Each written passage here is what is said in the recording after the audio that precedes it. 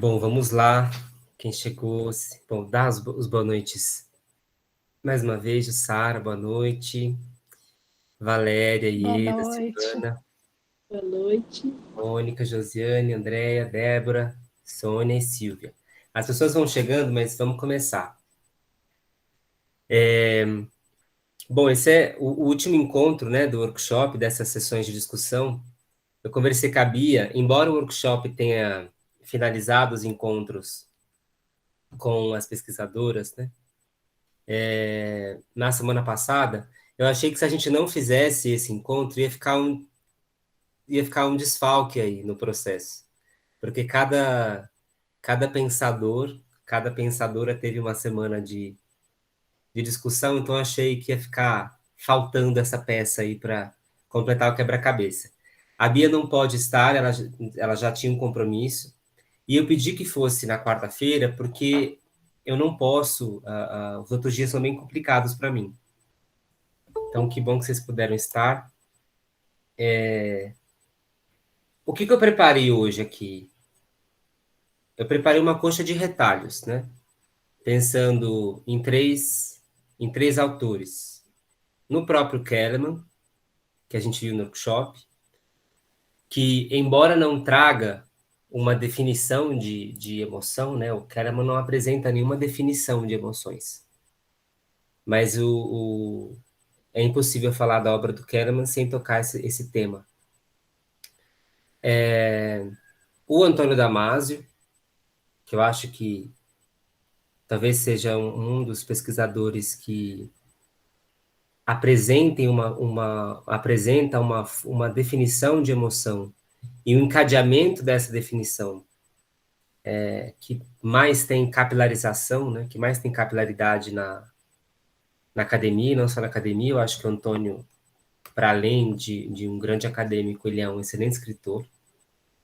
Eu acho que é um dos responsáveis pela neurociência ela sair, romper os muros da universidade. E também a cognição corporificada, né, a hipótese da cognição corporificada do Varela, do Maturana e do Roche. Então, vou tecer uma trama a partir desses três pontos para que a gente possa discutir, tá bom? Então, vou começar com o Damasio. Eu estou cheio de coisa aqui, então vocês vão ver que eu vou recorrendo às minhas anotações e aos livros. Mas, primeiro, não existe uma única definição de emoções, né? A que eu vou apresentar aqui, que na verdade não nasce do Damasio, nasce de uma série de trabalhos, mas que tem um marco fundamental, que são os trabalhos do William James, mas ela não é a única, né? Existe uma outra definição de emoções, que é bem difundida, que é a que foi apresentada pelo Paul Ekman. E o que o Paul Ekman ele diz? Ele vai apresentar, aí tem variações disso, né? Mas a variação que mais é difundida é que existem 6 emoções básicas, né? Então, felicidade, tristeza, raiva, nojo, medo e surpresa. E ele vai apresentar essas 6 emoções básicas como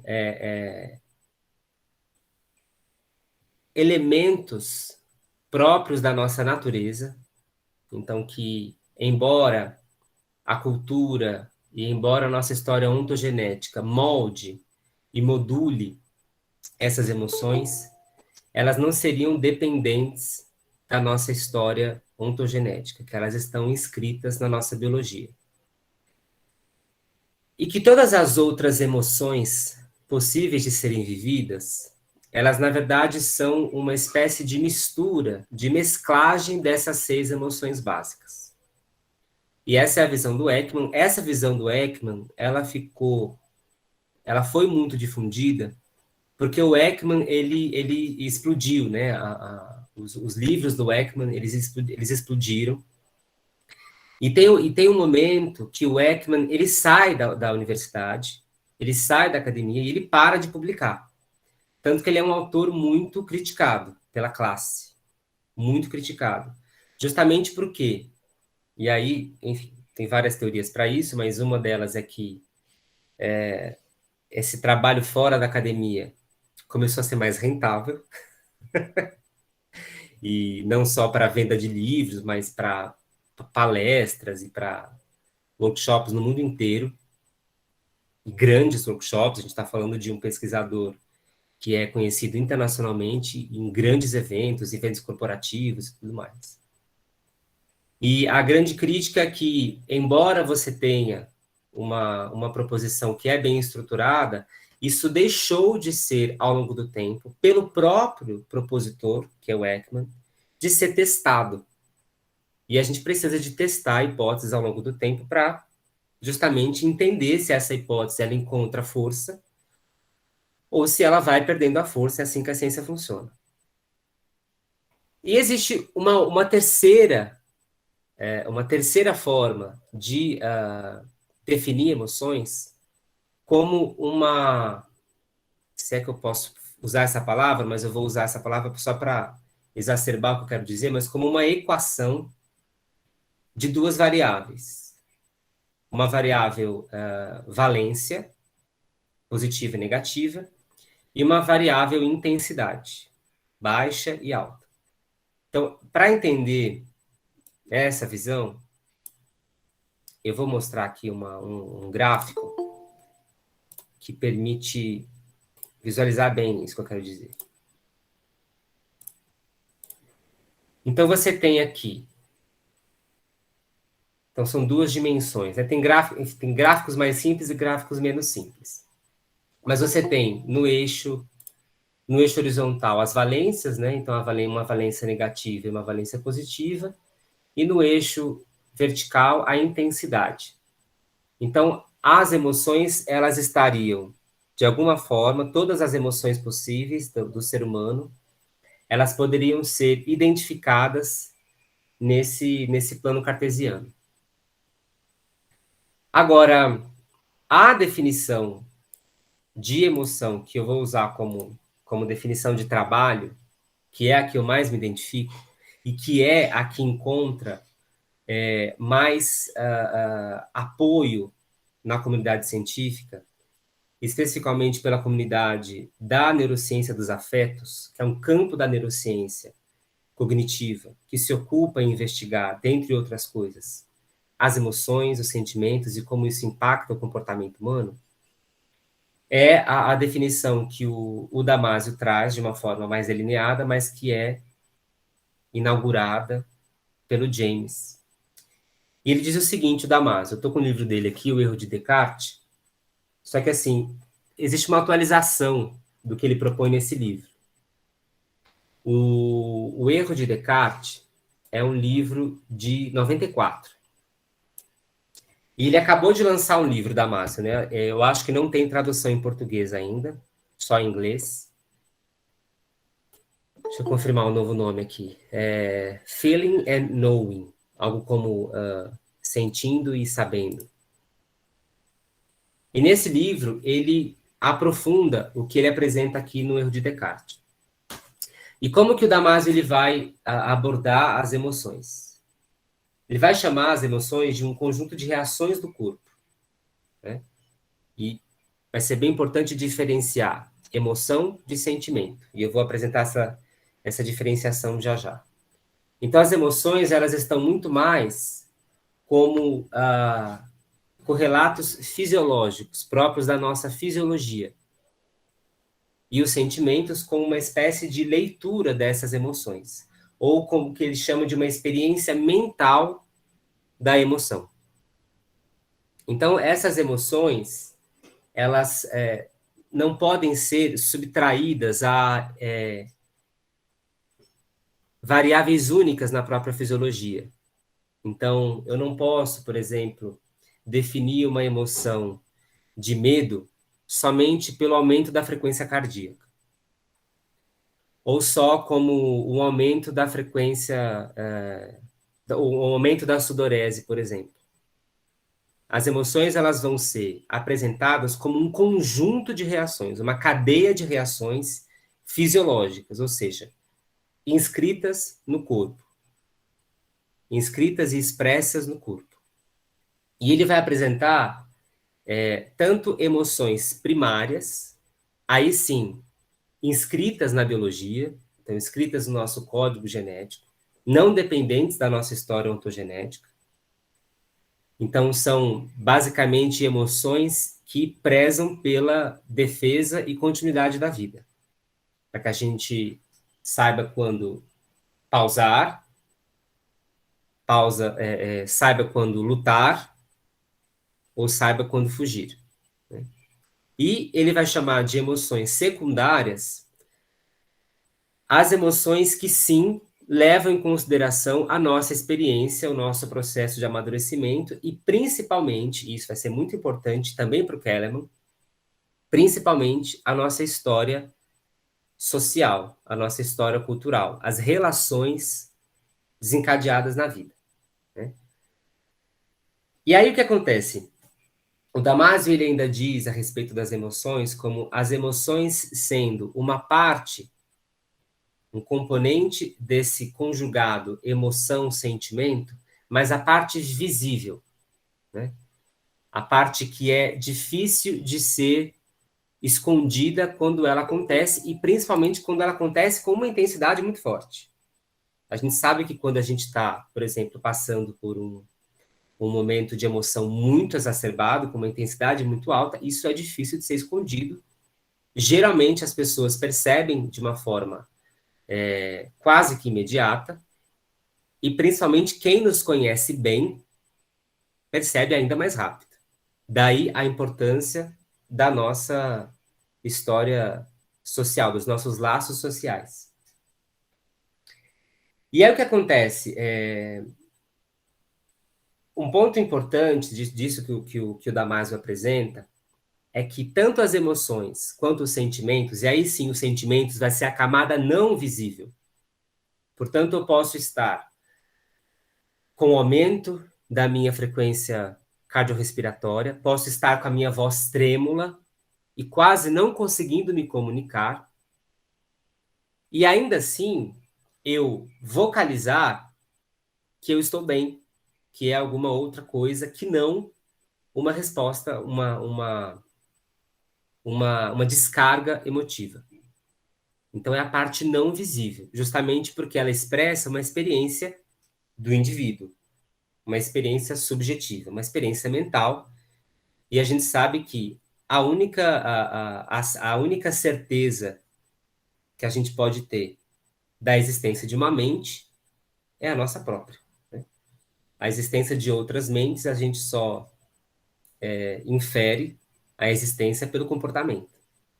Mas isso é uma outra história que eu gosto muito de discutir, mas acho que a gente foge um pouco do tema.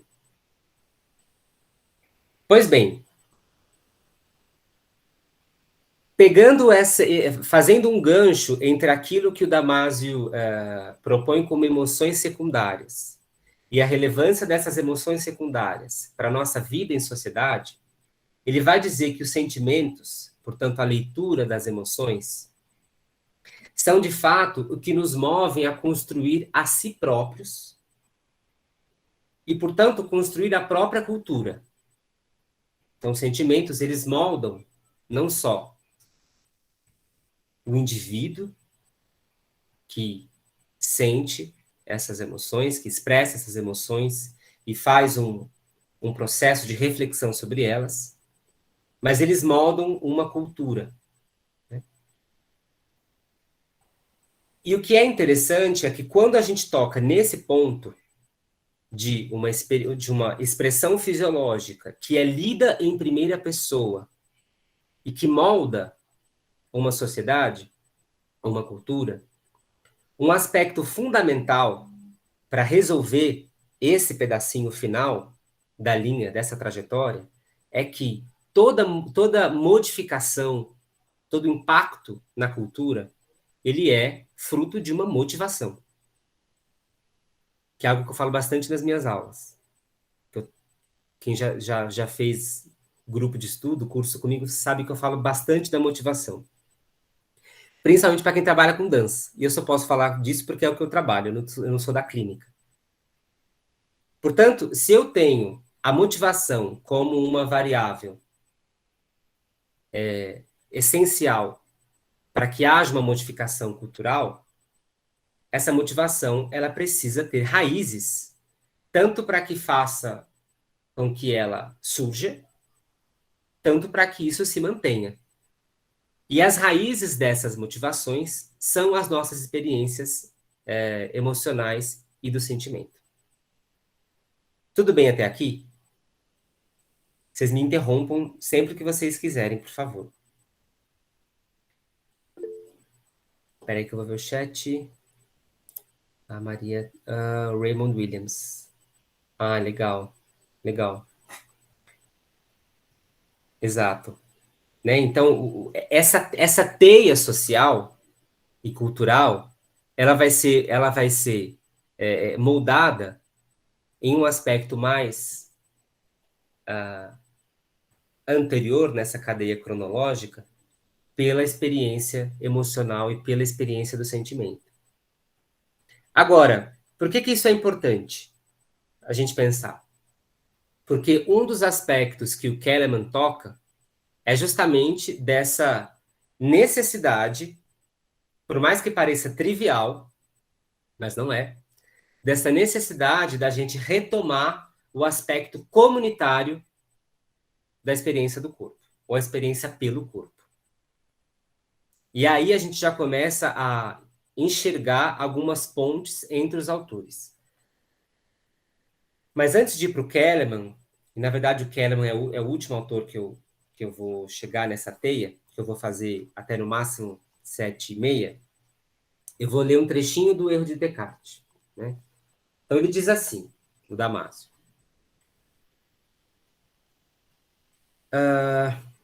As emoções e os sentimentos constituem aspectos centrais da regulação biológica, para sugerir que eles estabelecem uma ponte entre os problemas racionais e os não racionais, entre as estruturas corticais e subcorticais.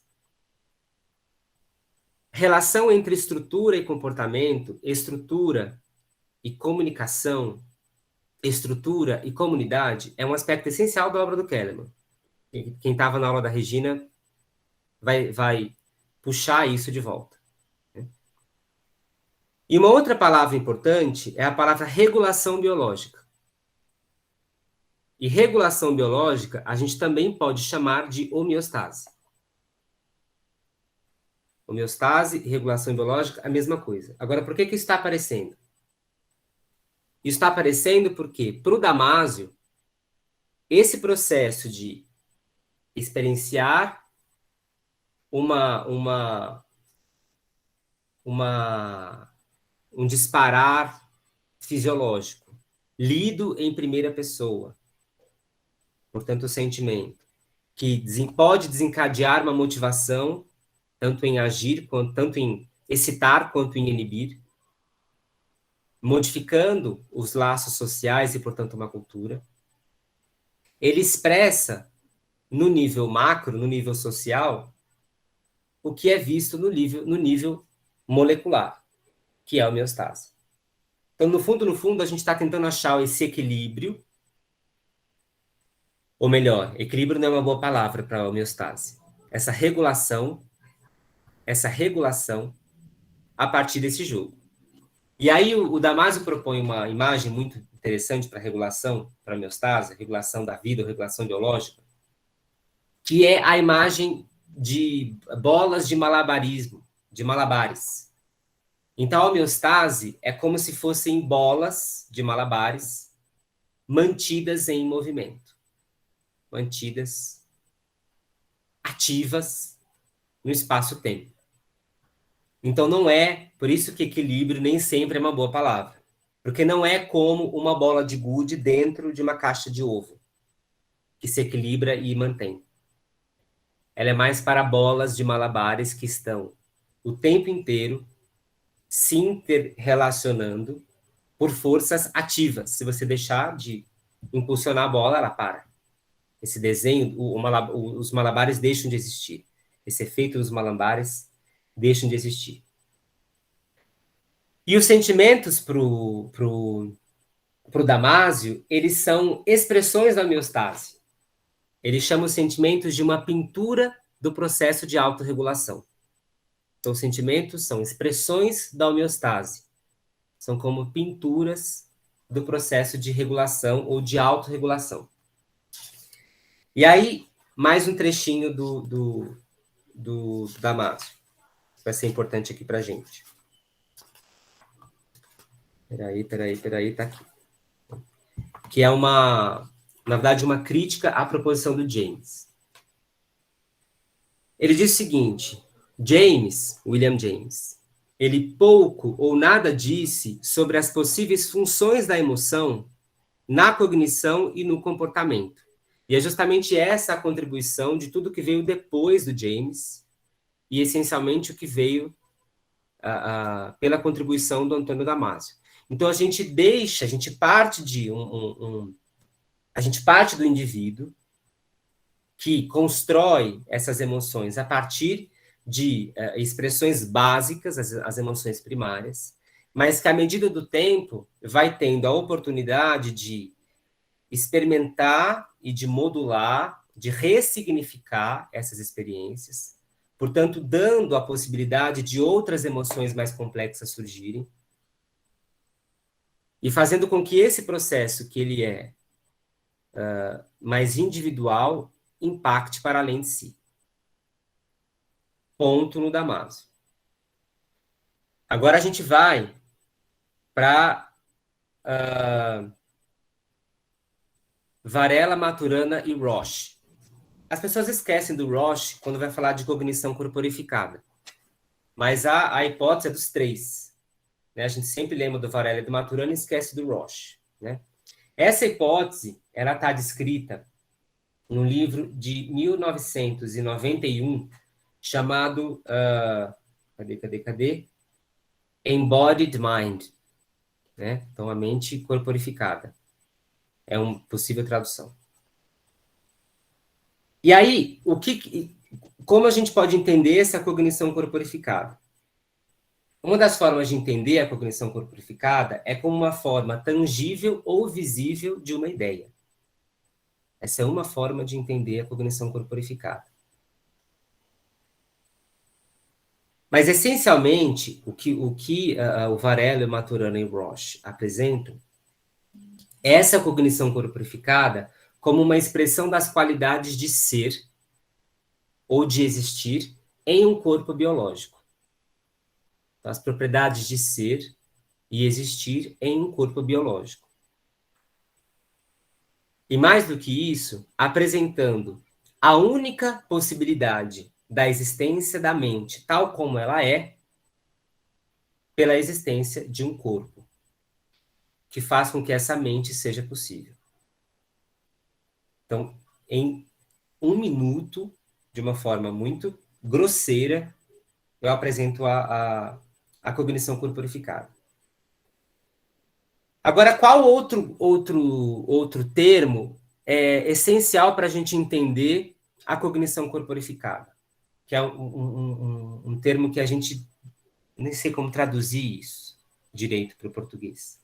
Mas é um termo que a gente chama de agency, ou do agente, pode ser uma tradução. Ou o indivíduo, ou o soma, que expressa ou que expressa, que também expressa, mas que vive esse processo. Né? Pois bem, o Varela e o Maturana, eles dizem o seguinte, e o Roche, nesse livro. Eles dizem que a experiência corporal não está meramente associada com a cognição. Ao invés disso, estou lendo, tá? Isso é aspas dos três. A experiência vivida é fundadora da consciência, da mente e do pensamento. Vou ler de novo. A experiência corporal não está meramente associada com a cognição. Ao invés disso, a experiência vivida é fundadora da consciência, da mente e do pensamento. Então, não se trata, por exemplo, do corpo estrutura como gerador de movimento, ou como um corpo estrutura que gera consciência. Mas é uma consciência que é dependente do corpo. E vice-versa. Portanto, uma relação com fluxo nas duas direções. Pois bem, ponto na cognição corporificada. Agora vamos amarrar a teia com o Kahneman. Kahneman vai dizer o seguinte, lá no finalzinho do livro dele, do Anatomia Emocional. As emoções e os sentimentos se comportam como a água. Antes disso, ele apresentou a água como um elemento para compreender não só os fluxos biológicos, como os fluxos sociais. As emoções e os sentimentos se comportam como a água. Quando nos retesamos para nos proteger de um choque ou de um golpe, ou quando nos endurecemos para não sentir dor, nosso estado líquido é como gelo. Quando nos derretemos com o amor ou nos dissolvemos em lágrimas, nosso estado é líquido. Nosso estado visceral dá origem à sensação de fome, vazio, anseio, desejo, seguidos de satisfação e plenitude. Amor, interesse, atração, raiva, desgosto. São estados emocionais pertinentes à nossa percepção consciente. São também prontidão para ação intencional. Aqui um breve parênteses. Descola um pouco do Damásio e descola um pouco do William James. São também prontidão para ação intencional. Então, os estados emocionais são também prontidão para ação intencional. Agency, da cognição corporificada. Nos emocionamos e somos como um rio. Agimos como uma onda ou um fluxo gelado. Somos cascatas e córregos. Choramos e soluçamos, suspiramos e gememos, emitindo fluidos. Esses são os poderes dinâmicos da água, que encontram meio de se transformar em estruturas e, dessa forma, mudar a si mesma. Aí, eu amarro a contribuição do Kahneman com 2 trechos. A anatomia humana é um processo cinético e emocional dinâmico. A anatomia dá uma identidade, uma forma reconhecível específica e um funcionamento que tem como base essa forma. O estudo da forma humana revela sua história genética e emocional. A anatomia é, assim, mais do que uma configuração bioquímica. É uma morfologia emocional. Formas anatômicas específicas produzem um conjunto correspondente de sentimentos humanos. Ponto no Kahneman. Então, eu tenho 3 autores que se entrelaçam em suas obras, né? Se entrelaçam em suas obras para falar sobre esse tema. E, no caso do Varela, do Maturana e do Roche, e do Kahneman, que são, né, assim, talvez mais não diminuindo a genialidade do Damásio. Até porque o Damásio, grande parte do trabalho do Damásio é inferior à década de 90. Mas o Varela, Maturana e Roche, e essencialmente o Kahneman sim. Por que eu estou tocando nisso? Porque a forma como a gente entende a função do sistema nervoso hoje, ela é dependente de uma transformação metodológica que acontece no início dos anos 90, que é, na verdade, que são 2 aspectos.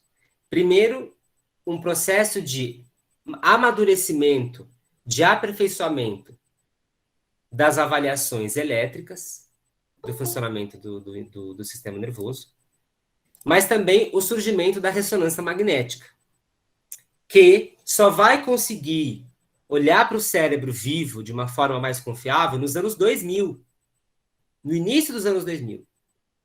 E que até 2010 haviam ali, na verdade ainda há grandes críticas à ressonância magnética.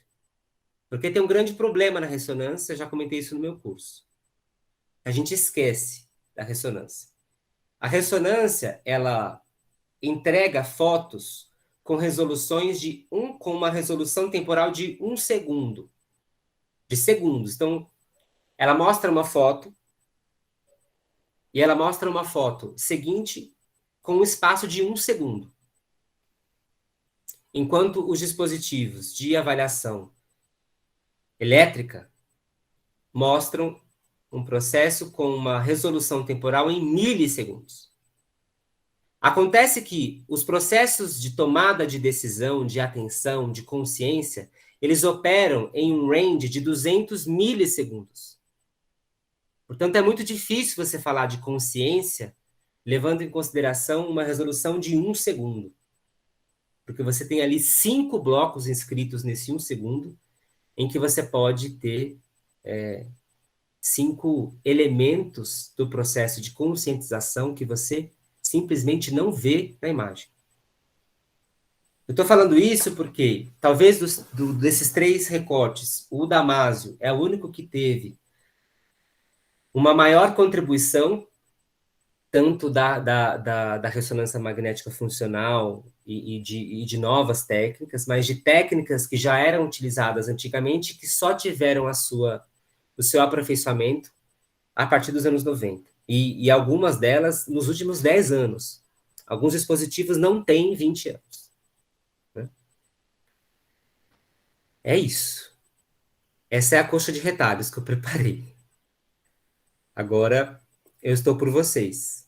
Tanto para quem viu a aula da Regina, quanto para quem só esteve aqui hoje, porque a ideia é a gente trocar um pouquinho. O que vocês acham?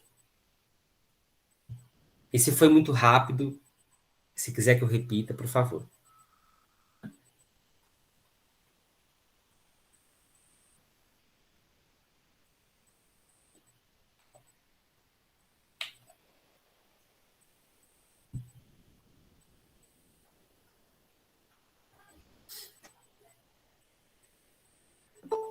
A Cris está chegando. Oi. Foi muito cabeçudo? Deu para tocar? Ou ficou muito distante? Quem estava no encontro... Oi, Cris. Quem estava no encontro... Oi, desculpa. Imagina. Lembra do somagrama? Do início da aula? E assim, só para contextualizar, o início do encontro com a Regina, a gente teve um problema de áudio. E foi um problema de áudio que ficou ali, acho que uns 10 minutos ou 12 minutos. Ficou bastante tempo. E esse problema de áudio, para mim e para a Regina, que estávamos juntos no mesmo espaço, ele foi excitando os nossos corpos de um jeito que tanto ela quanto eu ficamos num estado de excitação em que a nossa respiração já estava se comprometendo, a nossa voz estava se comprometendo, a nossa atenção estava se comprometendo. Quem lembra da Regina tentando retomar, a Regina tentou retomar umas 3, 4 vezes. E nas 4 vezes ela pausava, respirava, se localizava e voltava. Mas naquele instante, tanto ela quanto eu já estávamos com o nosso corpo em uma expressão muito vívida daquela situação. E aí a Regina propõe um somagrama, que é uma prática do Kahneman, de você desenhar no papel o corpo, o seu corpo, e você expressar no papel intensidades que você percebe. Então a Regina expressou uma intensidade na garganta, uma intensidade na cabeça, uma intensidade nos braços.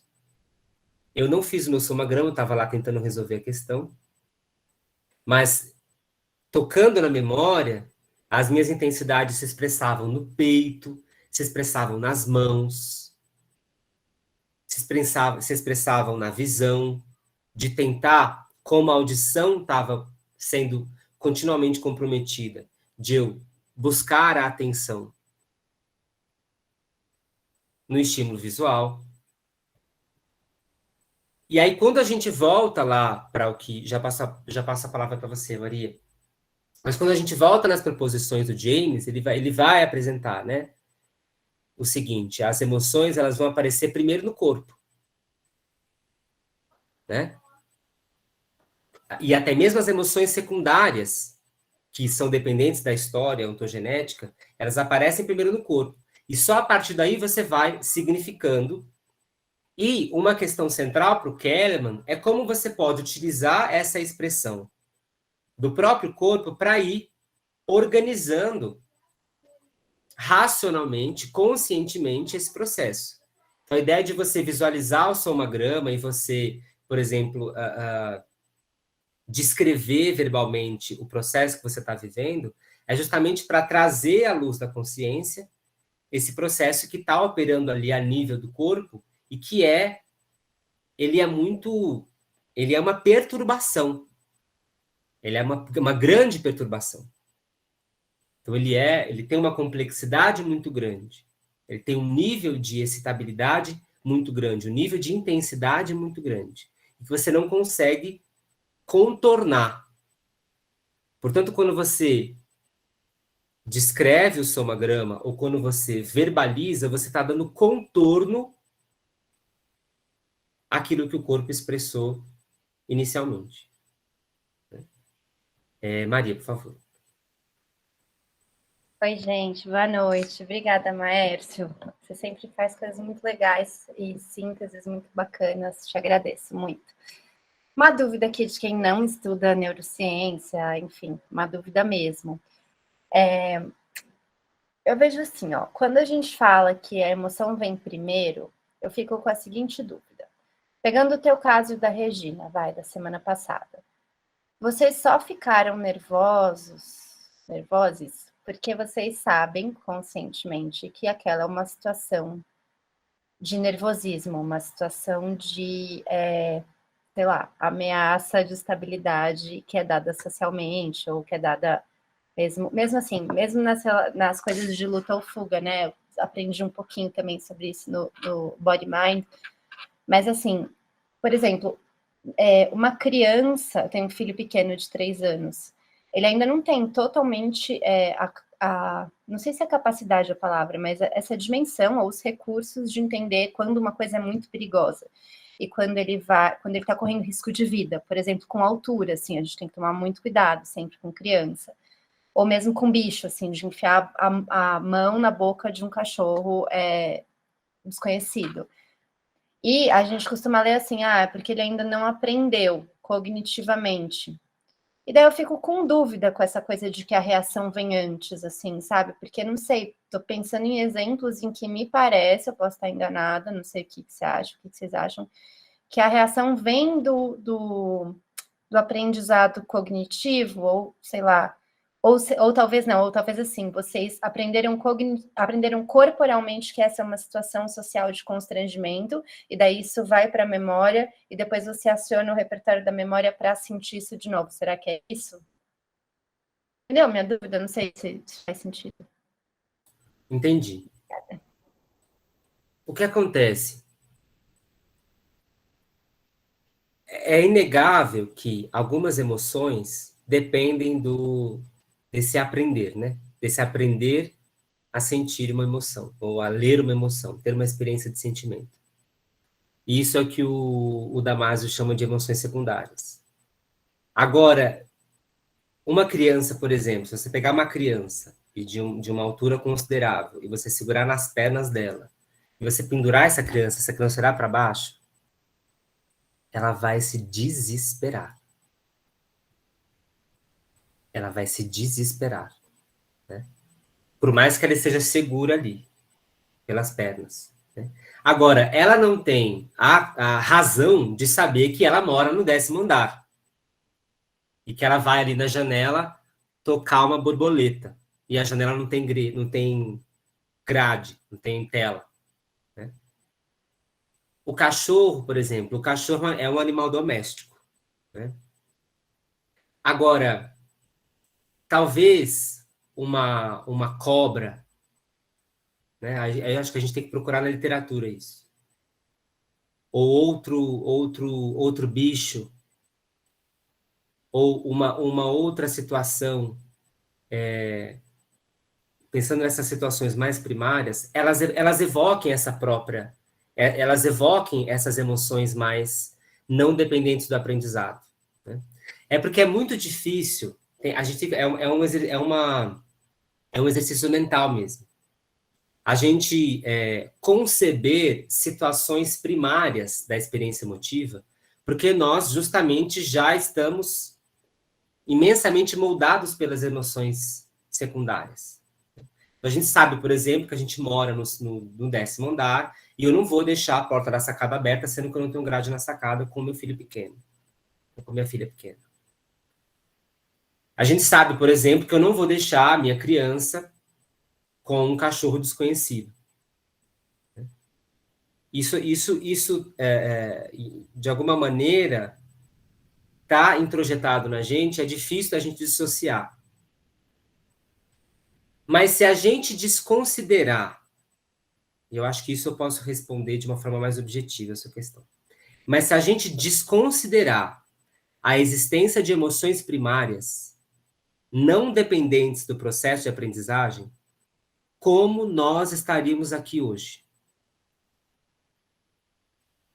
Não, com certeza, não tenho dúvida, assim, de que algumas são, mas eu fico pensando, por exemplo, nessa experiência que você e Regina tiveram traumática na semana passada. Essa me parece um exemplo de experiência mediada, assim. Sim. Talvez ela tenha sido mediada primeiro pelo corpo, porque talvez numa outra ocasião vocês tenham sentido direto esse constrangimento de não dar certo, e daí você ficou com isso no seu repertório, talvez. Não estou querendo disputar se chega primeiro com o corpo ou não, mas não sei, fiquei com essa questão, assim, sabe? Tem um aspecto fundamental aí. Chega porque é um problema você perder a conexão, né? Não é uma questão de luta ou fuga, nesse caso, instintiva, sei lá se isso existe. Já passa a palavra para a Cris, mas qual foi a grande questão para mim e para a Regina?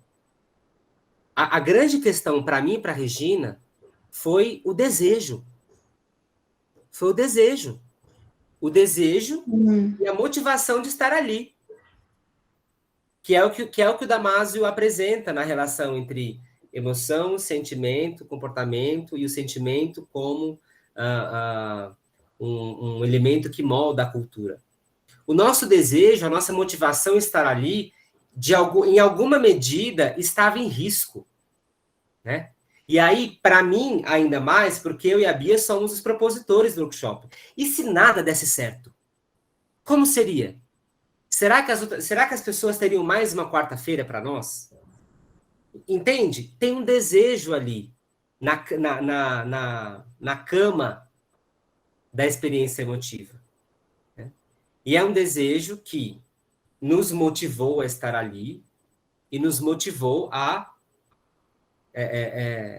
tentar encontrar uma solução rápida, porque afinal tinha que ser rápida a solução. Não sei se de fato foi, mas foi o mais rápido que a gente conseguiu. Mas o desejo e a motivação são elementos cruciais para entender esse jogo. Agora sim, tem ali um elemento que não é primário, mas demora um tempo, alguns segundos, ou até minutos. E assim, gente, 1 segundo para a consciência é uma eternidade. 1 minuto são 60 eternidades. Né? Isso demora para a gente realizar. Eu só realizei lá do meio do encontro para o final. Eu só realizei ali, porque enquanto a Regina estava falando, eu falei, bom, depois de um tempo eu vi que as coisas estavam dando certo, falei, bom, agora não vai ter mais problema. Então eu comecei a delinear, contornar a experiência. E aí sim eu tenho uma ação forte da cognição e da razão. Mas até aí tá tudo meio bagunçado ali. Né? Cris, por favor. Não, era só um pensamento aí em relação a isso que a Carolina, né, estava falando, que para mim todas as emoções são mediadas com o ambiente. Então, mesmo o bebê, né, quando ele está ainda nos braços da mãe, do pai, não sei o que, ele já começa essa negociação assim. de quando ele já começa a ter a aprovação, de quando a mãe, os cuidadores começam a aplaudir, dizer, ai, muito bem, a expressão. Então, ele começa a se sentir que ele está sendo aprovado, querido, porque acho que tem uma coisa inerente no ser humano, que é sempre querer permanecer, né, do lado dos humanos e esse cuidado. Então, para mim, todas as emoções são mediáticas pensando no ambiente. O Damásio dá esse exemplo ali da barata, não me lembro bem direito, né? Se ela escuta um barulho, uma batida, ela vai reagir, e essa reação é uma emoção. Da bactéria. Então, já é uma reação, é uma contração. Então, todas as emoções sempre estão mediadas pelo ambiente. E claro que a gente tem depois esse fator que você falou, que é super interessante, porque sobre esse fator social, quando a gente é adulto e é consciente, que a gente pode trabalhar. Ah, ok, eu posso ficar bem desesperada no caso, né, se acontecesse comigo, isso que aconteceu com a Regina, né? Então, eu poderia ter, se eu não tivesse trabalhado isso comigo, eu poderia ficar super atrapalhada, nervosa e nem conseguir dar aula. Isso que o Maestro está falando, como que eu vou contornar? Porque a gente vai trabalhando essa questão de que eu posso ter opções, e dentro dessa questão online, então isso a gente sabe que um dia pode acontecer isso, pode apagar a luz da minha casa, pode acontecer, né? Então a gente já vai preparando também as possíveis alternativas, né? No pior dos casos, tivesse fechado ali e combinado outro dia, né? Mas daí, quanto você se deixa afetar por essa situação? Essa que é a questão, né? Com certeza, assim, a participação do ambiente, ela é crucial em qualquer experiência emotiva, né? Mas acho que a grande questão aí, e aí eu acho que eu não falei isso, mas assim, toda vez que a gente distingue sensação e percepção, e emoção e sentimento, é uma distinção didática, porque são processos que são entrelaçados na vida, e são indissociáveis, né? É uma distinção didática. E eu acho que eu acho interessante dessa distinção didática é que você entende sim que o ambiente está te impactando o tempo inteiro, mas que existe um delay da razão. Existe um delay da razão. E esse delay da razão eu acho bárbaro. Eu acho bárbaro. E para mim, trabalho com dança, quando eu olho para trás, e olha que eu fui muito privilegiado, mas quando eu olho para trás, eu percebo que foi algo que me fez falta. Vou dar um exemplo, antes de ler aqui o comentário da Maria. Mas não sei se as pessoas que são da pedagogia, mas a gente pode tocar na clínica já já, e aí eu recorro às pessoas da clínica para tomarem a voz. Mas não é incomum você ouvir coisas do tipo: mas falta emoção no seu movimento. Eu ouvi uma vez de uma diretora que ela falava assim: mas seu movimento está oco.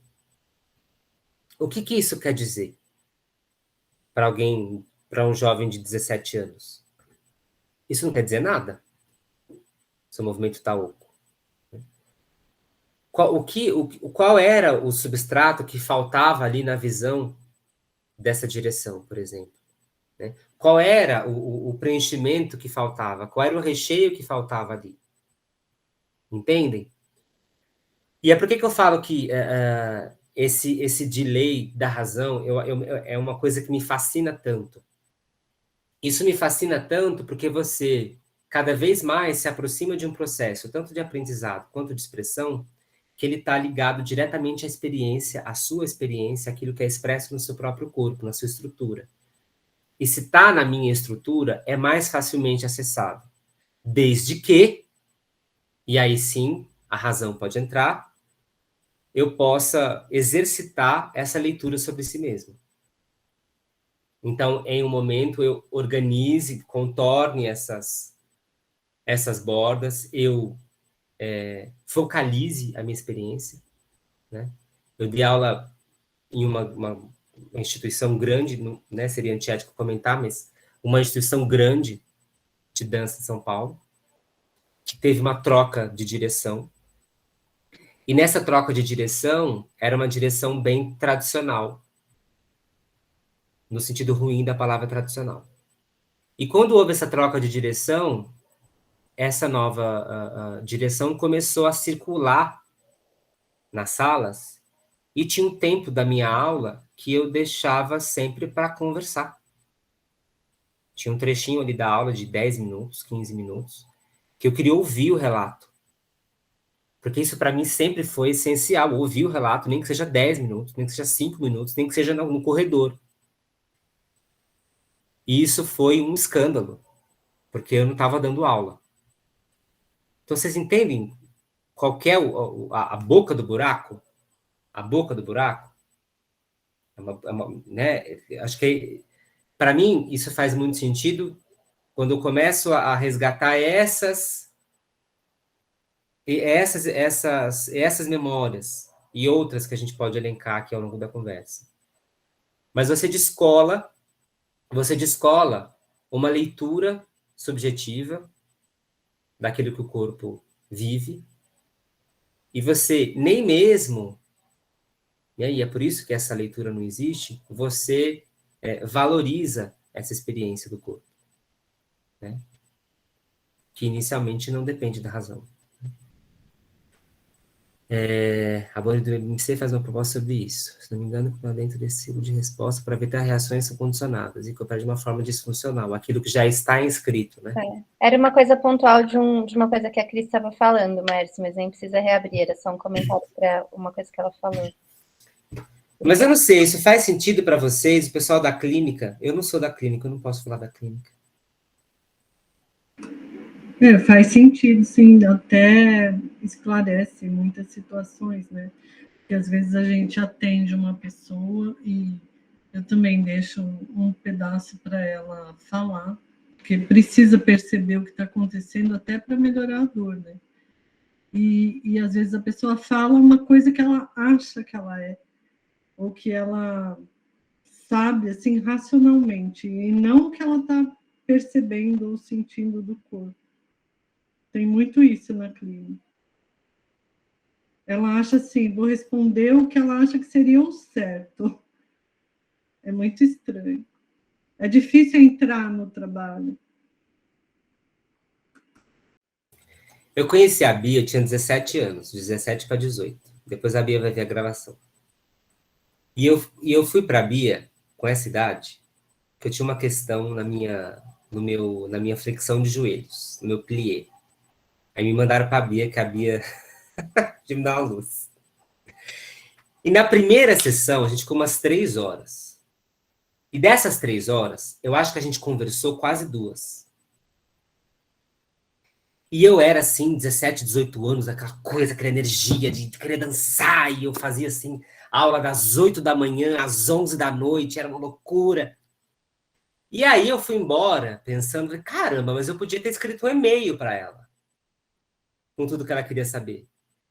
E eu aproveitava as 3 horas só para praticar, só para receber a manobra, que era Ruffing, né? Dentre outras coisas.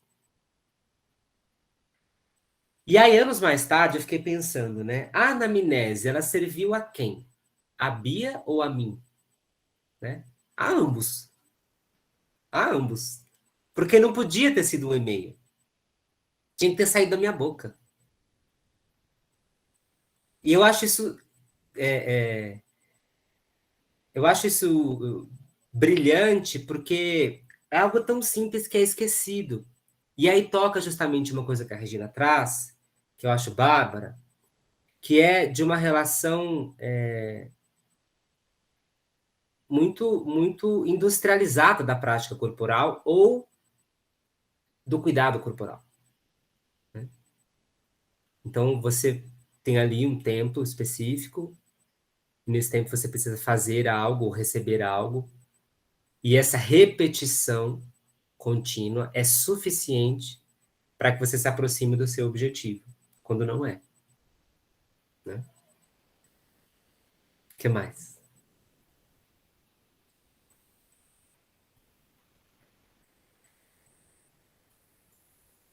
Bom, vou falar de novo. Essa anamnese do começo ela é super importante, porque eu vejo na físio, eu sou físio, né? Então a pessoa chega, ela acha que você vai cuidar dela. É como se ela põe o corpo lá e você vai cuidar dela. E não é, né? Você só vai, tipo, dar um caminho, conduzir um pouco, mas não é seu trabalho, é mais dela do que da gente, né? E às vezes a pessoa demora para perceber isso. E se não der certo, a culpa é sua. Sim, não, tem pessoas que não querem, elas desistem. Elas querem dizer assim, Tó, faz alguma coisa comigo aí, porque eu não quero sentir mais essa dor, né? Daí quando a gente fala para ela assim, mas essa dor aí, ela tá aí, você quer que eu tire ela em uma sessão e você passou a vida inteira produzindo essa dor. Então não vai sair numa sessão. Elas tem pessoas que não gostam disso, elas querem realmente deitar lá que dê uma injeção nelas, não sei, um bloqueador de dor, que é difícil para essas pessoas entrarem nesse processo, né, de reconhecimento. É porque fica numa relação. Ah, desculpa. Que fica numa relação passiva, né, com o corpo, né? Por isso que eu tenho dificuldade com a palavra paciente, né? Porque traz um pouco. Eu prefiro essa coisa do praticante, o agente, né? Por isso, muito pensando na educação somática, né? Não estou falando de clínica. Mas é porque as pessoas vêm com essa expectativa passiva em relação ao corpo mesmo, né? E não como agente, vem mais como paciente. Tem algo que acontece muito, e aí me desculpem quem já é minha aluna, porque eu já contei essa história 500 vezes, mas isso acontece muito, muito, assim, não é uma nem duas vezes, gente. Isso acontece algumas dezenas de vezes. Aconteceu algumas dezenas de vezes. E principalmente com o trabalho com a internet, né, que a gente acessa as pessoas pela rede social. Bom, vocês estão aqui, inclusive, a maior parte por conta da rede social. Mas as pessoas me procuram e elas falam assim. Por exemplo, eu estou com um grupo de estudos agora que vai começar. E elas me procuram e falam assim. Mas, Maércio, ao final do grupo, eu vou estar certificada ou apta ao quê? Né? Isso acontece muito. E aí eu sempre respondo com muita doçura, dizendo, eu não faço a menor ideia. E se tem uma coisa que eu não posso fazer, é te garantir nada. Porque justamente eu não sei. Eu não faço a menor ideia. Nós não sabemos o que vai acontecer com os corpos que nos procuram. Não sabemos. Não sabemos. De fato, não sabemos. E isso, às vezes, parece um crime dizer. Ou que você é um profissional menor. Quando é a realidade, é a verdade. Né? Imagina a queda. Imagina a queda dessa pessoa chegar ao final de um processo e não ter aquilo que foi prometido. Em outras situações é prometido. Eu acho um grande problema quando você promete qualquer coisa, quando o meio é o corpo. Não dá para a gente prometer nada quando o meio é o corpo. Porque antes de tudo, você né, teria que ter as condições de garantir que é um processo de troca, é um processo que acontece ativamente, né, como a Jussara atrás.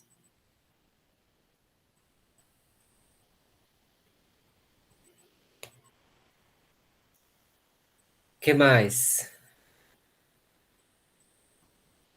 Vocês acham que essa trama cabe para vocês? Kellerman, Varela Maturana e Roche e Damasio? Que para mim faz muito sentido. Faz muito sentido essa trama. E eu acho que são pontos diferentes. mas que convergem, né? São pontos de partida diferentes que convergem para o mesmo lugar. E notem que, nesse sentido, e isso a Regina toca bastante, nesse sentido que eu apresentei com essa coxa de retalhos,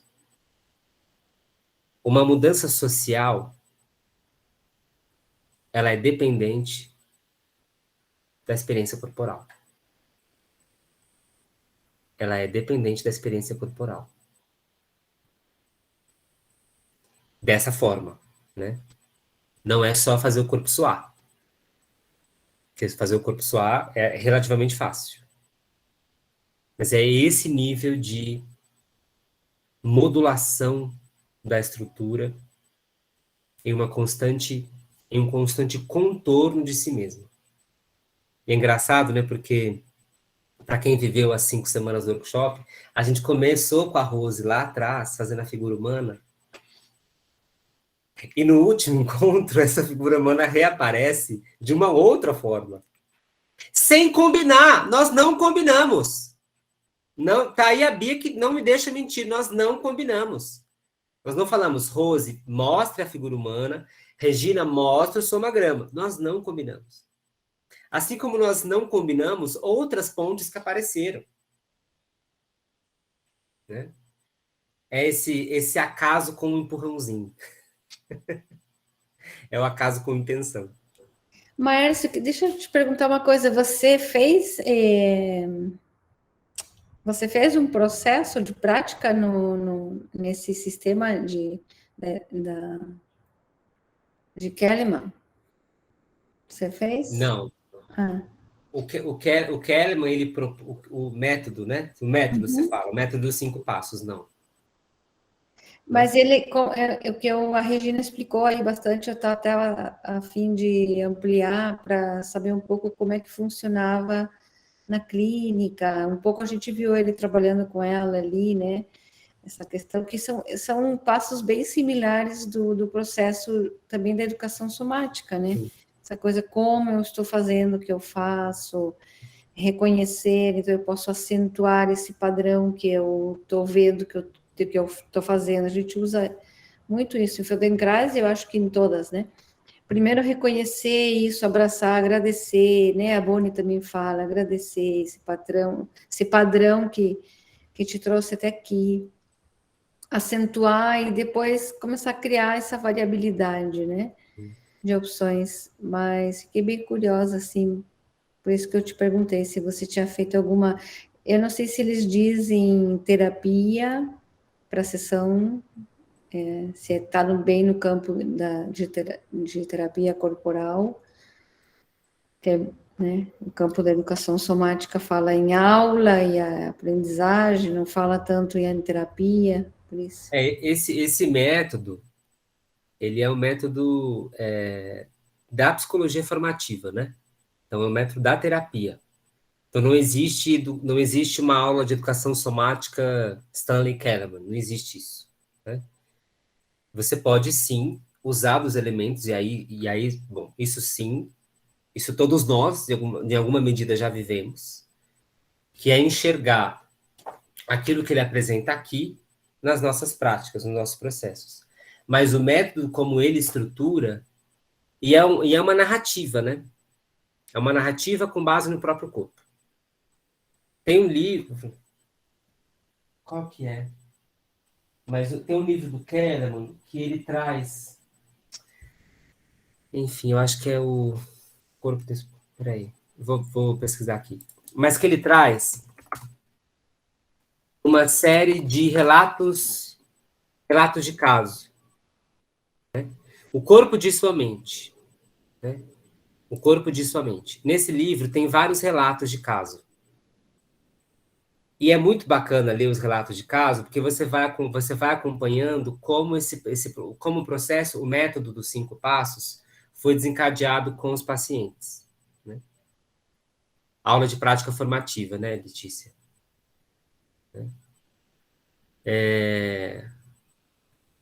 Por isso que a Regina, o nome, né, do centro dela é Laboratório do Processo Formativo.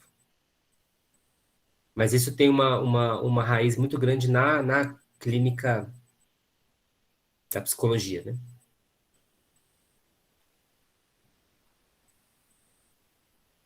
Mas eu acho, só para finalizar esse assunto, o método dos 5 passos não é justamente o que você diz, Cris, não é uma novidade, né? Ele tem um nome, né? Porque justamente reconhecer, aceitar, intensificar são coisas que aparecem em outras perspectivas.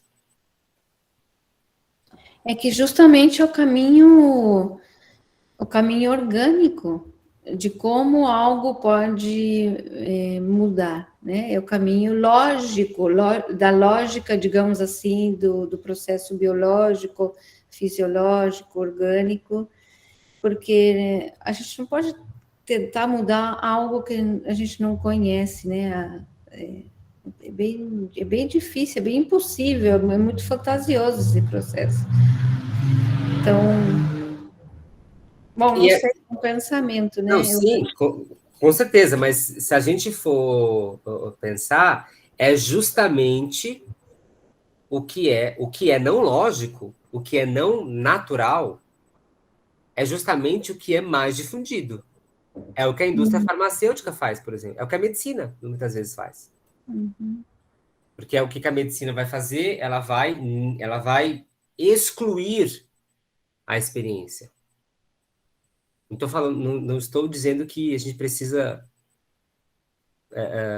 né? Isso é preciso olhar caso a caso, mas você vai negar. Primeiro você vai negar, e aí você vai anestesiar, você vai tentar voltar a um estado pré-patologia. Não volta. Não volta, gente. Não volta. É um estado pós-patologia. É o corpo atravessado pela patologia. Não é o corpo. Eu quero voltar como eu era antes. É como eu era antes de quebrar o pé. Não tem como. Você quebrou, já era. Sim, já era no sentido. Não volta. Não é mais de fábrica. Pode ficar melhor, às vezes. Pode ficar melhor, sim. Porque acontece muito isso, as pessoas se comprometem com uma questão de reabilitar ou de curar, e daí se comprometem com um processo, né, de consciência, de aprendizagem, e melhora tanto o funcionamento que fica melhor. Sim. Fica melhor o pé. Acontece muito isso. A Irene fala, normal, o novo normal, né? Após a pandemia, gente, não tem como. E assim, talvez não seja um problema isso. Talvez isso tenha sido apresentado como um problema. Tudo bem? Estamos conversados? Conversadas? Bom, obrigado quem aceitou o convite para aparecer, retornar. Então, agora sim me sinto com a última peça colocada neste quebra-cabeça. Tá bom? Obrigado mais uma vez. Quem participou do workshop, vocês vão receber um e-mail, dependendo da minha situação de cansaço, entre hoje e amanhã, para avaliarem o curso e os certificados, tá bom? E quem não esteve no workshop, obrigado por terem aparecido nos encontros abertos. Para a gente faz muito sentido ter vocês aqui, tá bom? Recadinho final, quem quiser participar do grupo de estudos do Kellerman, a gente começa na próxima sexta-feira. Tem mais informações lá no meu Instagram. E nos vemos em breve. Tá bom? Muito boa noite. Obrigada, Maércia. Desculpe aí chegar tarde, estava atendendo, mas, nossa, maravilhoso. Obrigada. Obrigada. Tchau, boa noite. Boa noite para vocês.